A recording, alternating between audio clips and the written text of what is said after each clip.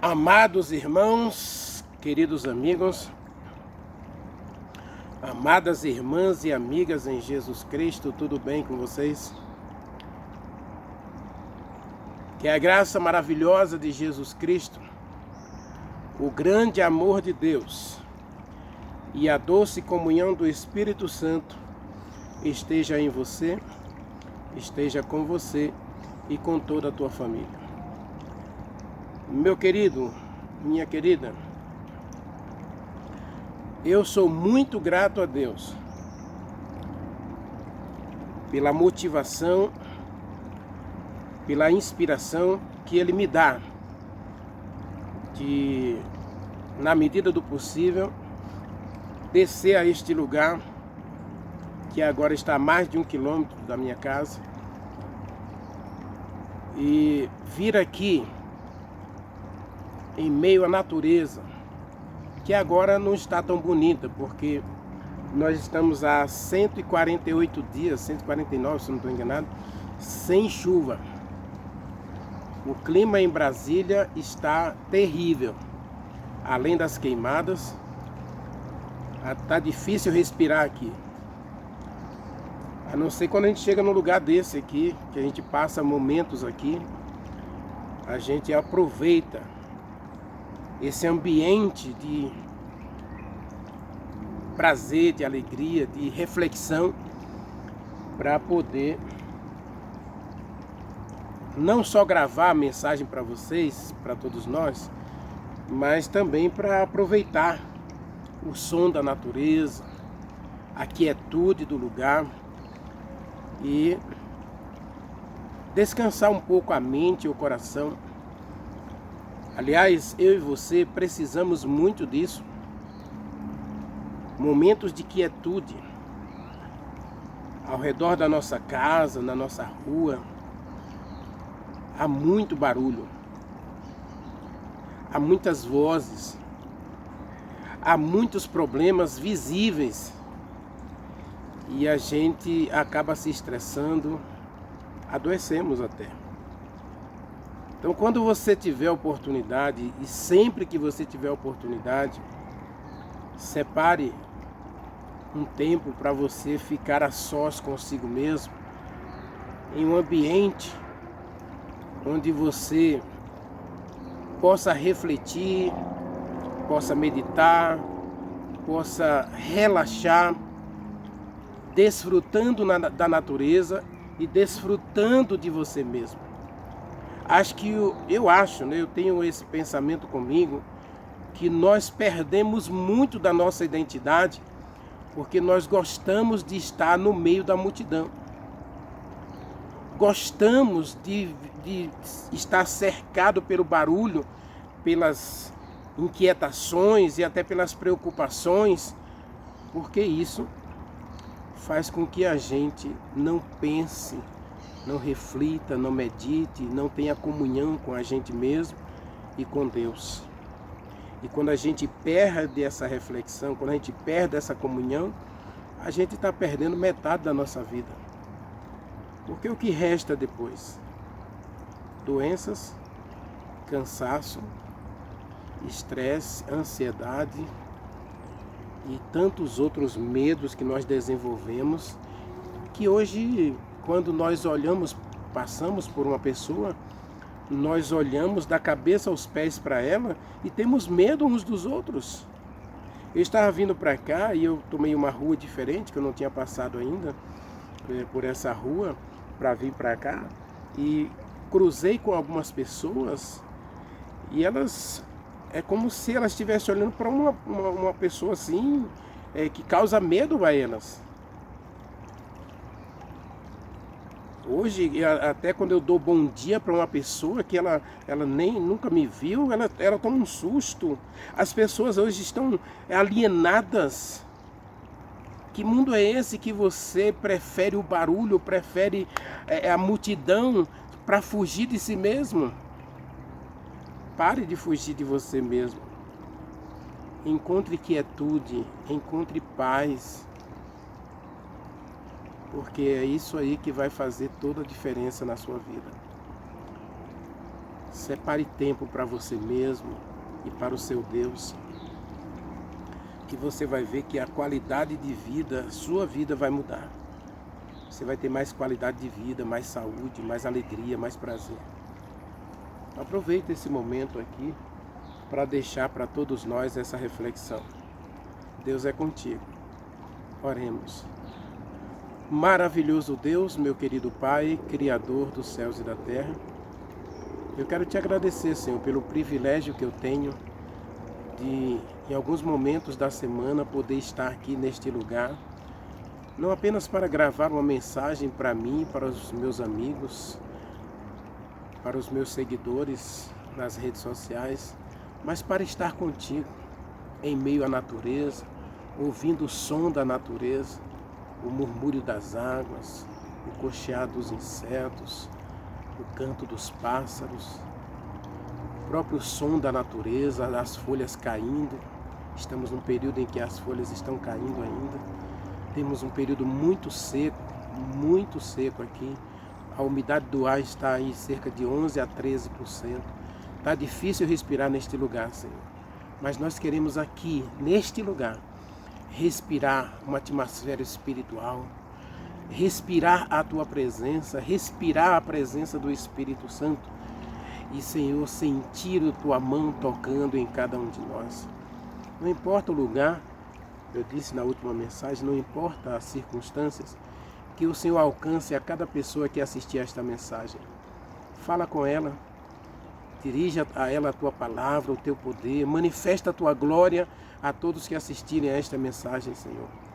E neste momento queremos ouvir a Tua voz, queremos abrir o coração à Tua palavra.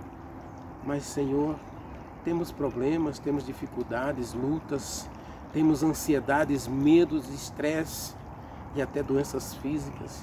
E queremos que a Tua mão poderosa se estenda sobre todos nós que estamos vendo esta mensagem, para que o Senhor cure a gente, por dentro e por fora. Em nossas emoções, em nossos medos, em nossa área física, emocional, espiritual, social. Que a mão poderosa do Senhor nos dê saúde, nos dê alegria, nos dê paz. E que agora o Senhor fale conosco, através do estudo da Tua palavra. Oramos ao Senhor e te agradecemos, no doce e sagrado nome de Jesus Cristo. Amém.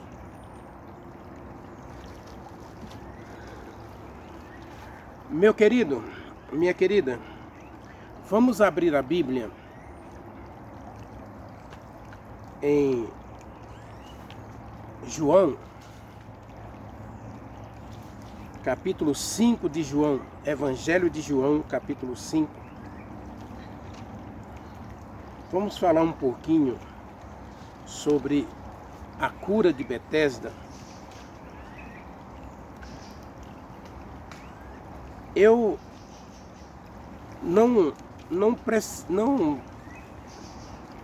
não queria, na verdade, apresentar este milagre, pelo menos não agora. Eu queria deixá-lo mais para o final da série. Mas, como eu disse em vários vídeos anteriormente, a minha vida e esse canal, eles são de orientação total do Espírito Santo. Então, quando o Espírito Santo pede para a gente fazer uma coisa, a gente deve fazer. Então, se o Espírito Santo está pedindo para você tomar uma decisão radical, mas é uma decisão radical mesmo, que você tem lutado, você tem sofrido por causa dessa decisão, é hora de você ouvir a voz do Espírito Santo. Meu querido, Paulo diz que o cristão precisa ser guiado, dirigido, orientado pelo Espírito Santo para que ele encontre paz, alegria e felicidade. Leia Romanos capítulo 8, versos 13 e 14 e Romanos capítulo 8, versos 5 a 7. Você vai ver que aquele que não tem a vida dirigida pelo Espírito Santo, esse aí nunca vai encontrar a verdadeira paz ou felicidade. Meu querido, aqui nós temos uma história até estranha. Eu vou ler a história para você. A história é um pouco longa, mas eu quero aproveitar aqui para a gente fazer pelo menos 2 mensagens nesse texto. Uma para a nossa série Milagres e a outra para a nossa série Pôr do Sol. Mas a do Pôr do Sol não vai ser agora não, vai demorar um pouco ainda, tá bom? Mas vamos lá. Passadas estas coisas, e aqui a gente está falando do capítulo 4, o capítulo 4 é o encontro de Jesus Cristo com a mulher samaritana, o encontro em que Jesus Cristo converte uma cidade inteira. Então Jesus Cristo volta para Jerusalém. Jesus Cristo foi para Samaria encontrar-se apenas com uma mulher. O objetivo dele era salvar uma mulher e através daquela mulher salvar uma cidade inteira. E passadas essas coisas, Jesus Cristo desceu para Jerusalém porque haveria ali uma festa dos judeus. E ele então vai a Jerusalém. No versículo 2, ali em Jerusalém, perto da porta das ovelhas, estava um tanque chamado tanque em hebraico de Betesda. Em hebraico ele é chamado Betesda, o qual tem 5 pavilhões, ou seja, ao redor daquele tanque foram construídos 5 coberturas, pátio coberto no caso. Eram 5 pátios cobertos. Imagine, 5 pátios cobertos, vamos colocar 100 pessoas para cada pátio, aí tinha uma multidão de pessoas nesses pátios aí. Por que essas pessoas estavam ali no pátio, ao redor daquele tanque de Betesda? Diz assim, esses enfermos esperavam que as águas se agitassem. Segundo a crença, diz o texto aqui, eles acreditavam que um anjo descia do céu, né? Um anjo descia, agitava as águas, e o primeiro, um só, veja, cada vez que o anjo descesse, ele ia agitar as águas, né? Ia fazer a água borbulhar, e quando a água borbulhasse, quando ela parasse de borbulhar, então o primeiro que caísse na água ficaria curado de qualquer doença. Diz o versículo 4. Estava ali um homem, observe, estava ali um homem que foi levado para lá, porque ele é paralítico, né? Ali estava ali um homem enfermo, havia 38 anos. Meu querido, é uma vida. 38 anos o homem está ali esperando a água borbulhar para ele entrar na água. E ele não conseguia. Por quê? Porque existia uma multidão de gente. E ele não conseguia, simplesmente não conseguia. Jesus Cristo vendo aquele homem, Jesus Cristo passou ali pelo tanque de Betesda e viu aquela multidão de pessoas ali, esperando as águas se mover, porque era uma crença, né? E cuidado com as crenças, porque elas moldam o teu caráter. E Jesus Cristo, vendo que ele estava ali e sabendo que ele estava ali há muito tempo, perguntou a ele: você quer ser curado? Olha que pergunta, uma pergunta muito profunda. Muito profunda essa pergunta. E muita gente pode pensar que Jesus Cristo estava mofando daquele paralítico. Não. Ao contrário, Jesus Cristo queria ver o que estava no íntimo, no coração daquele homem. E aqui, o que ele vai revelar para Jesus Cristo é que nem ele acreditava naquilo ali. E ele vai dizer por que ele não acreditava naquilo lá. Vamos lá. Você quer ser curado? Respondeu o enfermo: Senhor, eu não tenho ninguém. Meu querido, isso dói na minha alma. Quando alguém diz para você, eu não tenho ninguém. Que religião é essa que você está vivendo que você não tem um amigo? Alguém que se importe com você. Alguém que se interesse por você. Mas aquele homem estava dizendo, eu não tenho ninguém. Que me ponha na água ou no tanque quando a água é agitada. Pois enquanto eu vou, ele tinha que se arrastar porque ele era paralítico, né? enquanto eu vou, outros caem na água e assim eu vou ficando para depois. Versículo 8 diz assim: então Jesus Cristo disse: levante-se. Levante-se. Tome a sua cama e vá para casa.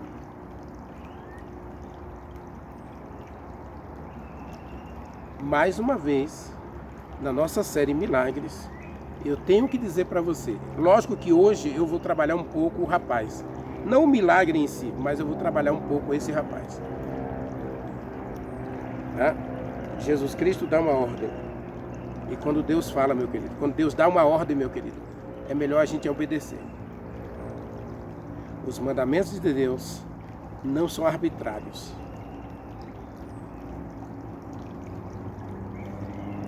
Eles são livres. Tiago capítulo 2, versículo 12, diz que a lei de Deus é a lei da liberdade. Agora é a palavra de Deus. E quando Deus fala, meu querido, é um mandamento. Deus falou e tudo veio a existir. Deus falou, Deus ordenou e tudo passou a existir. E eu gosto da expressão quando ele ordenou, porque a palavra ordem significa poder, significa que alguém tem autoridade. O teu chefe, ele não pede nada a você, ele manda. Faça isso e você tem que fazer. Isso é ordem, meu querido. A ordem, a hierarquia diz que você tem que fazer. Jesus Cristo dá uma ordem, levante-se. E aqui está diante de Jesus Cristo um paralítico de 38 anos. Alguém que ficou inválido pelas circunstâncias da vida, ele não nasceu paralítico, mas ele se tornou paralítico por causa das suas escolhas. Porque todo ser humano é livre para fazer suas escolhas. E temos que aprender a conviver com as consequências das nossas escolhas. Vamos parar de culpar os outros ou as circunstâncias por causa das nossas escolhas. Vamos aprender a aceitar o resultado das nossas escolhas. Existe um adágio por aí, né, muito citado. Você não é obrigado a plantar. Você não é obrigado a semear. Você não é obrigado a lavrar a terra para plantar. Mas uma vez que você lavrou a terra, uma vez que você sulcou a terra, adubou a terra e você jogou a semente, você pode ter certeza, meu querido, haverá uma colheita. Você não é obrigado a plantar, você não é obrigado a semear, você não é obrigado a fazer sucos na terra para jogar a semente. Mas uma vez que você jogou a semente, você tem que se preparar, porque vai haver consequência, vai haver colheita. Inclusive Jesus Cristo falou, toda planta vai dar fruto. Mas alguém teve que plantar. O semeador teve que sair e jogar a semente. Uma caiu na beira do caminho, onde o solo era seco. Outra caiu entre os pedregais, outra caiu entre os espinhos, outra caiu na boa terra. Toda ação sua tem consequência, meu querido. Esse jovem ficou paralítico por conta das suas escolhas. Cuidado com as suas escolhas. Aí diz o versículo 10. Versículo 9. Imediatamente, observe, Deus falou, o homem obedeceu, ele ficou em pé, pegou a cama e foi para casa. E agora vem a religião da multidão, né? Tem duas religiões aqui. A religião dos enfermos, eu vou falar um pouquinho dessa religião dos enfermos, e existe a religião aqui da multidão. Os judeus zelosos da lei, zelosos dos mandamentos. Não vou trabalhar essa parte, porque eu quero trabalhar essa parte na nossa série Pôr do Sol, mas aqui nós encontramos uma multidão aí,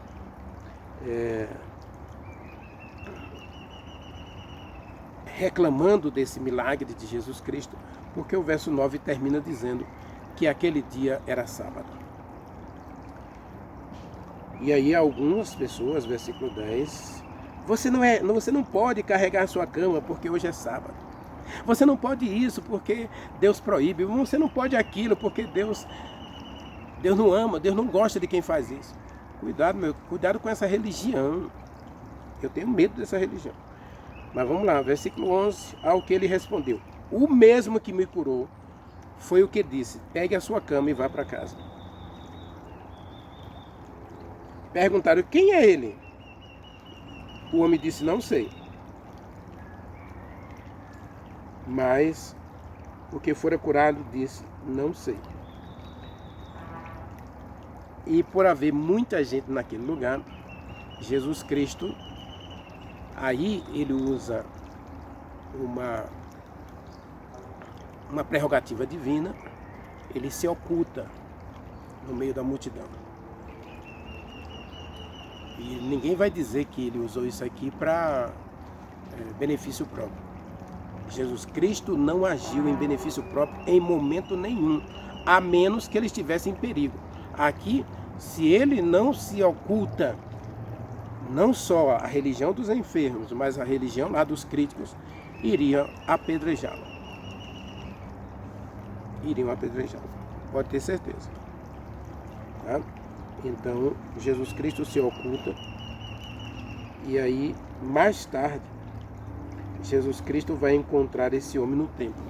Eu não quero trabalhar essa segunda parte. Agora vamos fazer uma análise aqui desse momento, ou desse milagre de Jesus Cristo. Meu querido, eu costumo pensar, e eu quero que você também se acostume a pensar, que Deus tem alguma lição para a gente em todo o texto da Bíblia. E eu quero tirar para mim aqui 3 lições, ou 3 ensinamentos de Jesus Cristo para mim. O primeiro ensinamento está aí no versículo 1, é que Jesus Cristo ele não se oculta à discussão ou a se mostrar para os judeus. Os judeus vão fazer uma festa. Jesus Cristo estava bem lá na Galileia, estava curando pessoas, multidões seguindo. Ele poderia ter permanecido lá e abandonado os judeus, já que os judeus só queriam apedrejá-lo, só queriam matá-lo. Pode ler o livro de João, do capítulo 1 até o capítulo 21, você vai encontrar várias vezes a expressão que os judeus tensionavam fazer mal a Jesus Cristo, tensionavam matá-lo. Pelo menos umas 3 vezes, vai no capítulo 7, por exemplo, capítulo 8, capítulo 12, é uma afirmação dos judeus. Se nós não matarmos esse homem, nossa religião estará em perigo. Então Jesus Cristo ele poderia simplesmente sair desse raio de crítica, de ação, dessa raiva que os judeus desenvolveram dele. Mas diz o versículo 1 que Jesus Cristo, depois que ele sai da Galileia, ele vai para a Judeia porque lá tem uma festa dos judeus. Jesus Cristo busca esse momento com os judeus porque ele quer alcançar a todos. E aqui é um sábado e Jesus Cristo está passeando ali pelas cercanias de Jerusalém. E o objetivo de Jesus Cristo é ir mesmo ao tanque de Betesda. E meu querido, minha querida, observe 2 coisas aqui. Se Jesus Cristo, ele não fez nada em benefício próprio, toda a ação de Jesus Cristo estava voltada, estava dirigida a alcançar os judeus. E para isso, para alcançar os judeus, Jesus Cristo vai usar os milagres, as curas, os ensinamentos. Jesus Cristo vai aproveitar as discussões ao redor do templo acerca da Torá. Ele vai aproveitar esses momentos para alcançar os judeus. A missão de Jesus Cristo é buscar e salvar o perdido. A questão é que os judeus eles não se sentiam perdidos, eles se sentiam superiores, guardiões da lei e, acima de tudo, eles se sentiam pessoas invioláveis ou pessoas que não violavam mandamentos. Se a gente observar, por exemplo, a oração do fariseu no capítulo 18 de Lucas, o fariseu vai dizer: eu não sou como os demais homens, eu sou perfeito, eu não faço nada errado, eu até devolvo o dízimo de tudo que eu ganho, do endro, do cominho, da hortelã, e vou aos sábados, eu jejum 2 vezes por semana, eu faço isso, eu faço aquilo, eu sou perfeito. O céu é o meu lugar já garantido, porque eu não tenho defeito. Então Jesus Cristo, ele não se furta de se colocar diante deles para embraçar com eles ou travar com eles uma discussão acerca do bem, acerca do mal, acerca da verdade, acerca da salvação, acerca da entrega e da purificação. Os judeus tinham o hábito da purificação. Inclusive esses tanques assim ao redor de Jerusalém, eles foram construídos justamente com o objetivo de purificação. Lógico que aqui o tanque de Betesda, construído para os rituais de purificação cerimonial, ganhou um novo significado. Ganhou status de uma religião, inclusive. Porque, segundo a crença, um anjo descia em certo tempo, fazia a água borbulhar, e a primeira pessoa que caía ali ficava curada. Agora, observe, eu quero que você reflita comigo uma questão simples aqui. E essa talvez seja a primeira lição para mim, para você, né? Não se furte a se colocar diante de Deus, porque Deus quer um encontro com você. Isaías capítulo 1, versículo 18, Deus faz um convite diário, Apocalipse 3:20 também, né? Mas Isaías 1:18, meu querido, está escrito assim, leia comigo, Isaías 1, verso 18. Diz assim: vinde, pois, e arrazoemos, diz o Senhor. Vinde e questionemo-nos. Vinde, vamos discutir, vamos nos questionar uns aos outros aqui. É o que o Senhor chama eu e você a fazer. Vinde e arrazoemos, diz o Senhor. Ainda que os teus pecados sejam como a escarlata, eles se tornarão brancos como a neve. Ainda que sejam vermelhos como o carmesim, eles se tornarão como a limpa lã. Agora, olha o verso 19. Olha a lei da liberdade. Se você quiser, e se você ouvir a voz de Deus, Ele pode curar você. Diz o texto aí. Você vai comer o melhor desta terra. Deus vai fazer maravilhas na tua vida, meu querido, se você quiser. E aqui nós voltamos para a religião de Betesda, ou para a religião aqui do tanque de Betesda, que se tornou um status de religião. E eu tenho um problema aqui, que muita gente não concorda comigo, mas eu vejo aqui, primeiro, Jesus Cristo vai combater aqui a religião do egoísmo. Como é que tem uma multidão de pessoas aqui? Eu coloco aqui pelo menos 500 pessoas. 500 pessoas ali, durante 38 anos, ninguém, a expressão do paralítico é, ninguém me colocou na água. Eu não tenho ninguém para me colocar na água. Que religião é essa, meu querido? Aliás, nós estamos vivendo essa religião no século 21. A religião do egoísmo, do egocentrismo, do orgulho. Onde cada um só olha para o seu próprio umbigo. Só se preocupa com as suas próprias necessidades. Ninguém está aí para você. Ninguém se preocupa com você.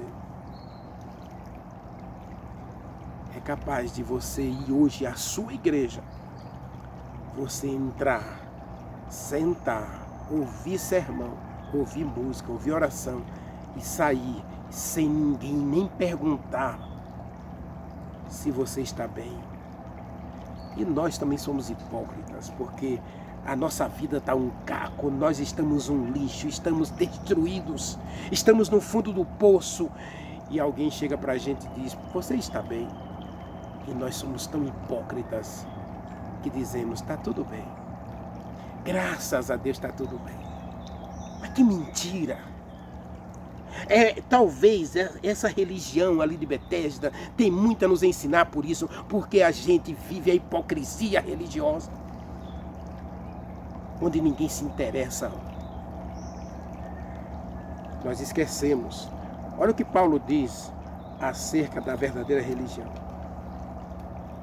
Jesus Cristo também falou disso, né? Eu não vou pegar o texto de Jesus Cristo, mas Paulo nos dá um conselho aqui no capítulo 13 de Romanos, capítulo 11, eu vou pegar aqui, capítulo 12, né? Ele diz assim, olha, detestai a hipocrisia, ame sem hipocrisia, detestai o mal e apegue-se ao bem. Ame-se uns aos outros cordialmente e ore uns pelos outros. Desenvolva o amor fraternal uns pelos outros. E tenha como preferência, como prioridade, o crescimento, a felicidade do outro. Romanos capítulo 12, versículo 9 e versículo 10. No zelo não sejam remissos, sejam fervorosos no espírito, regozijai-vos na esperança, sejam pacientes na tribulação e perseverantes na oração. E agora ele diz o verso 13, compartilhe, divida, busque ajuda uns dos outros. Compartilhai as vossas necessidades uns com os outros. Que religião é essa que você não divide nada, que você não compartilha sentimentos, que você não compartilha frustrações, você não compartilha medos? Eu percebo hoje igrejas lotadas de pessoas vazias. Pessoas vazias, por quê? Porque ninguém está aí para você. Ninguém está aí por você. Ninguém está aí para ajudar você. E Paulo diz, ame, aborreça a hipocrisia, deteste o mal, ore uns pelos outros, seja zeloso, seja perseverante, mas acima de tudo, compartilhe suas necessidades uns com os outros. Há duas perguntas acerca desse rapaz aqui que a gente pode analisar ou refletir. A primeira, onde estavam os seus familiares? Meu querido, no mundo que nós estamos vivendo, se a família não é o teu pilar de apoio, não é tua âncora de sustentação, eu acredito que você realmente esteja na mesma situação do paralítico. Onde está a família dele? Observe que eu disse e volto a repetir. Ele estava paralítico porque ele fez escolhas erradas. E uma das escolhas pode ter sido o abandono da sua própria família. Seja pela traição, ou seja pela rejeição, que na época estava em voga, né? Os judeus desenvolveram aí a ideia de que você podia dar carta de divórcio à sua família, à sua esposa, especialmente os homens, né? Davam carta de divórcio às esposas por qualquer motivo. Aí nós encontramos a mulher samaritana, por exemplo, que já tinha 5 maridos. Você sabe por que ela teve 5 maridos? Não é porque ela era uma adúltera, impertinente, não. Era a religião da época que permitia ao homem egoísta, hipócrita, que fazia as longas orações, se colocar na praça para ser visto dos homens e chegar em casa e espancar sua esposa e ter relações forçadas com ela. E se ela não gostasse, eu dou uma carta de divórcio para ela e vou buscar outra. Que aceite o meu jeito, que aceite as minhas regras. Infelizmente, hoje existe muito estupro dentro de muitos casamentos. Existe muita violência doméstica em muitos casamentos. Eu não sei, eu estou apenas conjecturando. E graças a Deus a Bíblia nos permite conjecturar, não é? Agora, qual é a lição para a gente aqui? Onde está a sua família, meu querido? Você precisa de uma base de sustentação, de uma âncora de sustentação, para que seu barco não seja levado pelas ondas das filosofias modernas. Você precisa de uma âncora. Aqui, meu querido, nós temos uma outra questão aqui muito importante. O que realmente você acredita? Talvez, e eu não quero aqui conjecturar, agora não é conjectura, agora é análise mesmo.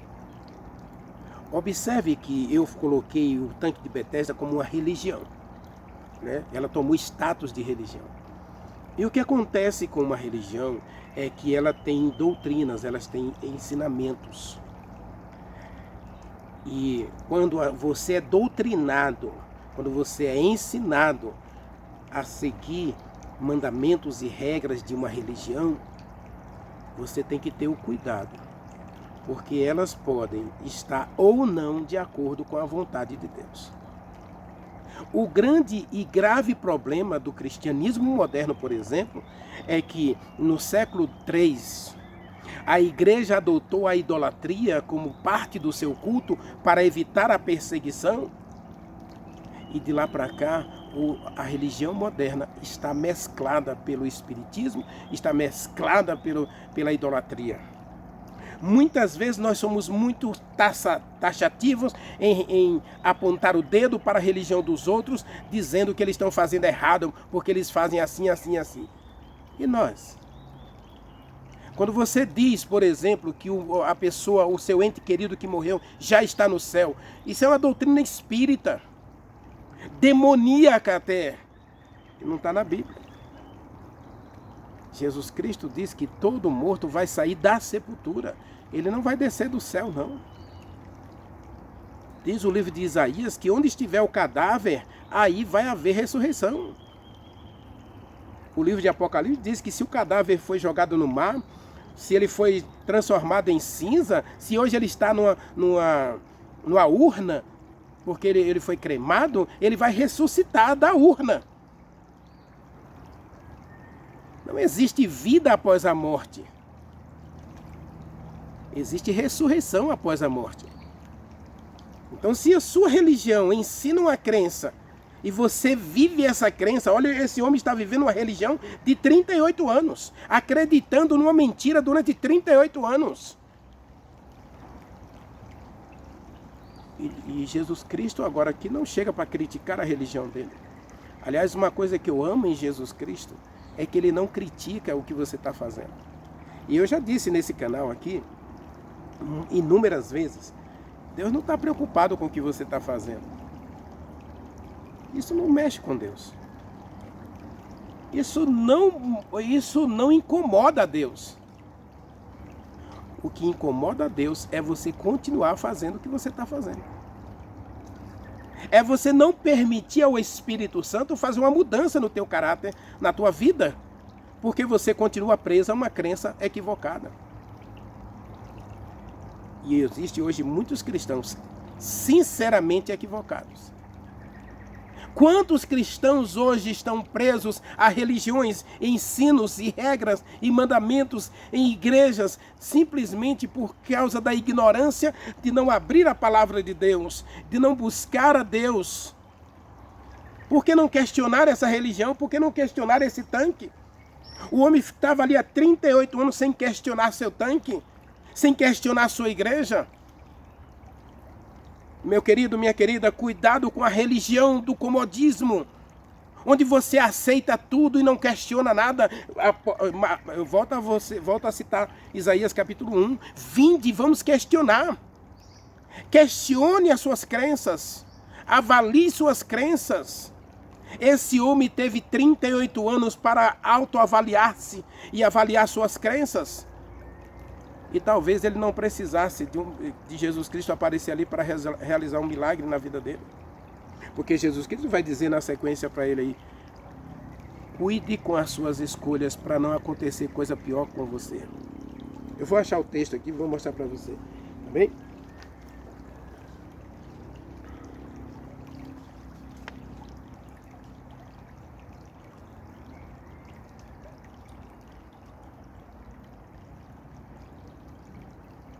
Versículo 14 de João 5, mais tarde, Jesus Cristo encontrou o homem no templo. O homem saiu do tanque de Betesda, observe, ele sai daquela religião, ele abandona aquele lugar lá, porque Jesus Cristo disse que ali não tem esperança para ninguém, não estava oferecendo saúde e cura para ninguém ali, então ele saiu dali e foi para o templo, agora ofereceu um sacrifício ao verdadeiro Deus.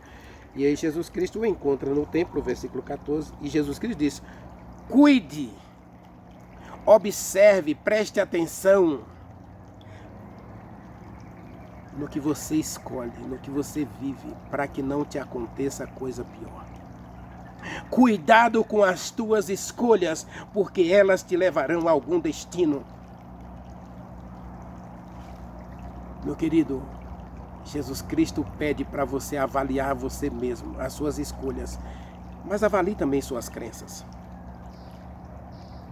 Porque no final Jesus Cristo vai olhar para uma multidão de pessoas que passaram anos e anos na igreja e ele vai dizer: eu não conheço vocês. Portanto, meu querido, a lição principal desse texto aqui é que você precisa de alicerces firmes para os seus pés, para a sua fé. E você precisa avaliar suas crenças. Avalie suas crenças. Cuidado com essa religião do imediatismo, do agora. Aliás, nós estamos vivendo a religião da prosperidade, não é? Infelizmente, é o que a gente ouve hoje, é a religião da prosperidade. A religião do tudo pode. Você pode viver do jeito que você quiser, comer o que você quiser, vestir o que você quiser, andar onde você quiser, ter o relacionamento que quiser. E Deus vai dar a você a felicidade, a alegria, o prazer, a prosperidade, porque você disse sim para Jesus Cristo. Não existe mentira maior no universo, no nosso universo de terra hoje, do que isso que andam anunciando para você hoje. Cuidado com essas crenças. Avalie suas crenças. Daqui a pouco você está acreditando na água agitada de Betesda. Daqui a pouco você está colocando um copo com água em cima da sua televisão. Daqui a pouco você está colocando sal nos 4 cantos da sua casa. Daqui a pouco você está levando roupa do seu marido, da sua esposa, para o pastor ungir, para que ele se liberte de algum vício, ou o seu casamento acabe e você encontre um novo marido, uma nova esposa. Avalie suas crenças. O diabo não é bobo. Ele trabalha para iludir. E ele iludiu esse homem durante 38 anos. Mas aqui eu quero concluir a mensagem falando da outra religião que tem aqui. Aparece uma outra religião aqui, que é a religião daqueles que são certos demais. Daqueles que só eles têm razão. E hoje existem aí muita gente, tem igrejas por aí, né? Não pode nem ser chamado de igreja, mas existe um segmento religioso por aí que eles fazem questão de dizer para os seus membros que eles evitem o contato com aqueles que não acreditam como eles acreditam. Eu acredito que o meu corpo é sagrado e que meu sangue é sagrado, então eu não posso de modo nenhum seguir algumas coisas, comer algumas coisas, e também não posso doar sangue. E se alguém é contrário a isso, Jesus Cristo não é Deus, o Espírito Santo não é Deus, só Jeová é Deus. Jeová é Deus. A palavra Deus é plural, meu querido. Leia Gênesis capítulo 1, verso 26. Gênesis capítulo 1, versículo 1. No princípio criou Deus o céu e a terra, e o Espírito Santo pairava sobre as águas. No verso 26, façamos o homem. Façamos é verbo no plural. É mais de uma pessoa, são duas ou três. Para ser façamos, e Deus, a palavra Deus é plural. Aliás, Deus não é nem tipo uma função, né? Eu já expliquei aqui no canal. A palavra Deus significa função. Então o Espírito Santo tem a função de Deus. Jesus Cristo tem a função de Deus, o atributo de Deus. O atributo da divindade, eu costumo dizer que é atributo da divindade. E o próprio Jeová, o Deus eterno, ele também tem o atributo da divindade. Ele é Deus. Jesus Cristo é Deus. Salmo diz isso. O Deus, o teu Deus, te ungiu. O livro de Hebreus, capítulo 1 e 2, apresenta Jesus Cristo como Deus. E diz o livro de Filipenses, capítulo 2 ou 3, que diante de Jesus Cristo se dobrará todo o joelho no céu e na terra. E aqui nós encontramos um paralítico de 38 anos ouvindo a voz de Jesus Cristo, porque Jesus Cristo é Deus. E esse Deus diz para ele: eu te mando, eu ordeno, levante, pegue a sua cama e vá para a sua casa. Mas aí vem a religião do tudo certo, do todo certinho, e diz: não, você não pode levar a sua cama. Não, está errado. Meu querido, sabe, eu disse na mensagem de quarta-feira passada, né, que infelizmente nós temos hoje muitas pessoas, que em vez de ser uma bênção à religião, ela se torna uma maldição. Pedras de tropeço para outros caírem. Jesus Cristo vai dizer em Mateus que existe a religião daqueles que se colocam numa posição de superioridade tão grande que ele é capaz de dizer aos outros: não se aproxime de mim porque eu sou mais santo do que tu. Eu estou certo e você está errado. Quem é você para julgar o servo alheio? Todos nós seremos julgados pela palavra. Isso é verdade. Isso aqui eu não posso negar, meu querido. Não importa a igreja que você está, não importa a religião ou a crença que você siga, meu querido, você vai ser julgado pela palavra. E uma última coisa que eu quero dizer para a gente nesse texto aqui. Jesus Cristo é a única solução. Jesus Cristo é o único remédio. Aquele homem estava ali esperando um anjo descer para agitar a água e ele cair na água. E nada mudou na sua vida. E eu pergunto, onde estavam aquela multidão de 38 anos? Não é possível. 38 anos deve ter sido muitas pessoas foram curadas em 38 anos. Por que ninguém voltou lá para ajudar os outros? Eu não quero voltar ao texto aqui, o debate da religião do egoísmo. Mas eu quero dizer para você. Você pode buscar solução. Inclusive, quando eu estava vindo para cá gravar, eu vi uma pessoa colocando umas coisas lá no encruzilhada ali. Colocando um feitiço ali para ajudar alguém a encontrar a felicidade. Você pode buscar na feitiçaria, você pode buscar no espiritismo, você pode buscar na maçonaria, você pode buscar onde você quiser. Você vai continuar uma pessoa vazia. Nas religiões esotéricas, no budismo, no hinduísmo, no achismo ou no ateísmo. Você pode buscar onde você quiser a felicidade. Mas a Bíblia nos apresenta que é Jesus Cristo, o único, o Todo-Poderoso, o Deus de Israel, o Senhor dos exércitos dos filhos de Deus. Apocalipse capítulo 17, meu querido. Eu concluo essa mensagem com Apocalipse 17, versículo 14. O texto tem que ver, é um outro contexto, mas eu quero aproveitar o texto aqui para fazer uma homilia, ou seja, colocar uma interpretação paralela, uma reflexão aqui, no caso, tirar uma lição prática para a nossa vida, do capítulo 17, no verso 14, Observe que está escrito, diz assim, pelejarão contra Jesus Cristo, né? Pelejarão contra o Cordeiro, mas o Cordeiro os vencerá. Leia comigo o verso todo, eu vou ler o verso todo para que você possa perceber a lição que é para mim e para você dentro do contexto que a gente está refletindo aqui. Pelejarão contra o Cordeiro e o Cordeiro os vencerá, porque Ele é Senhor dos senhores, Ele é Deus. E diz mais, Ele é Rei dos reis, Ele é Senhor dos senhores.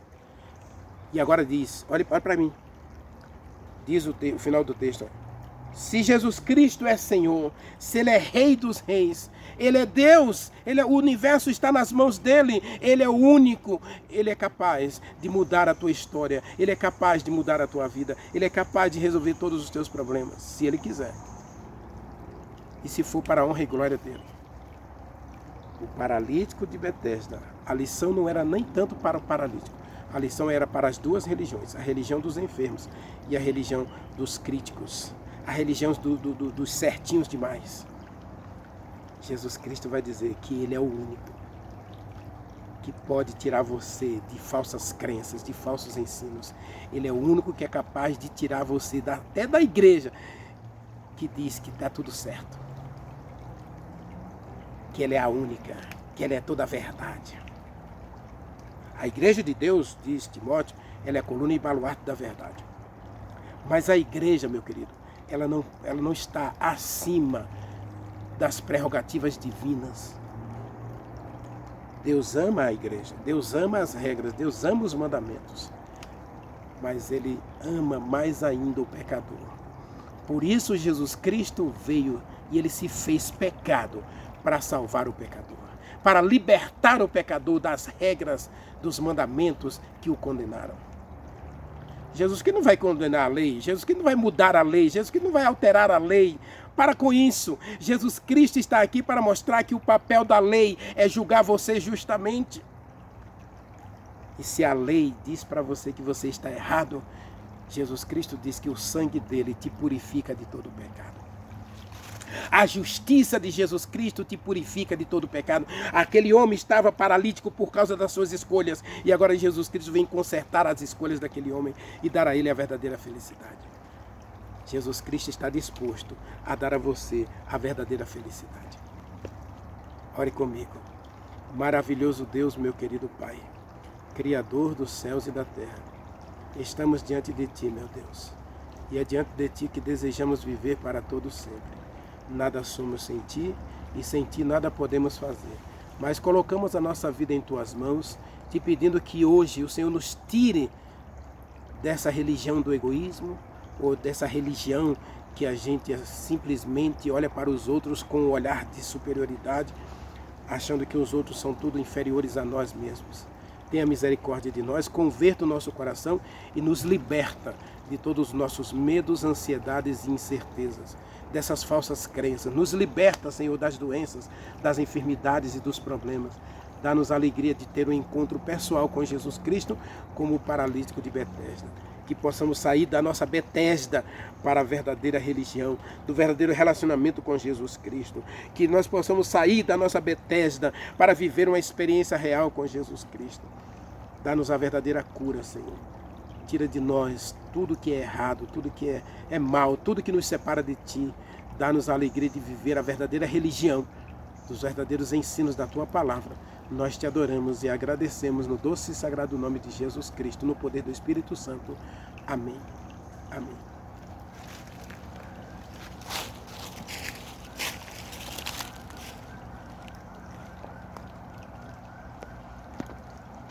Assim,